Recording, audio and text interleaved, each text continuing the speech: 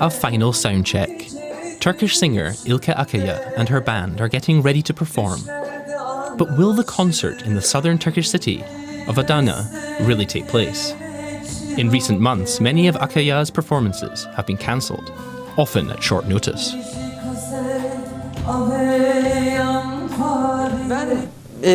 I read on Twitter the night before our concert in Mersin that it was cancelled.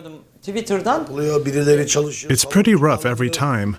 I mean, the venues are rented, the equipment is on its way, the musicians are booked, and then all of a sudden it's forbidden due to some regulation. More concerts and festivals have been banned in Turkey this year than ever before. Just the list of cancelled music festivals alone is long. In past years, many were attended by tens of thousands of people. The bans are usually justified by protecting public order.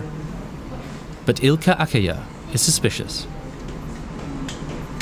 They try to impose a certain way of life on us.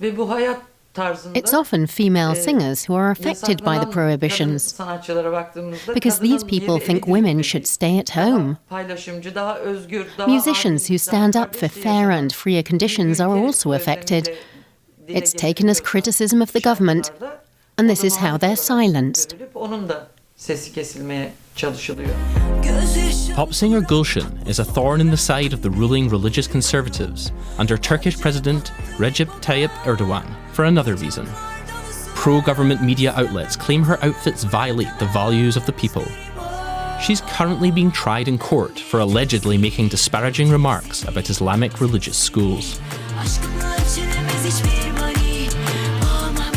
The Islamist party, Hüdapar, welcomes the state's crackdown. For them, it's a question of morality. These concerts familiarize people with such immoralities. There is not only a serious economic crisis in the country at the moment, there is also a crisis of morality and decency. And this moral crisis is only exacerbated by such concerts, which are incompatible with our faith. For some conservatives in Turkey, rock and pop music, such as Ilke Akaya's, is as dangerous as drugs. But concertgoers in Adana say these are just excuses. Some fear that Turkey is becoming more and more religious. With the bans, they want to prevent this part of society and culture from growing. We've attended countless concerts in our lives and enjoyed ourselves. Of course, the fact that our children might not have these same experiences worries us.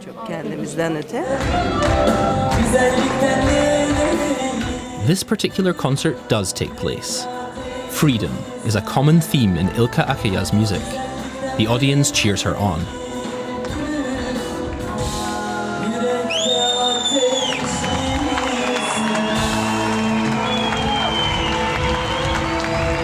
But rock and pop music is increasingly being portrayed as immoral.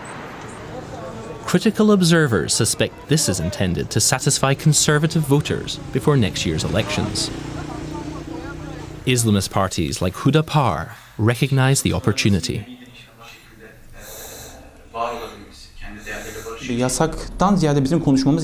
We shouldn't talk about these bans all the time.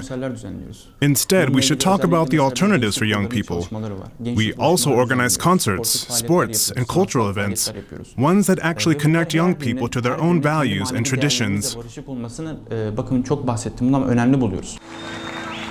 Ilke Akaya's tour through this Turkish province came to an end that evening. The following concert was cancelled, this time by the organisers, possibly due to pressure from the authorities.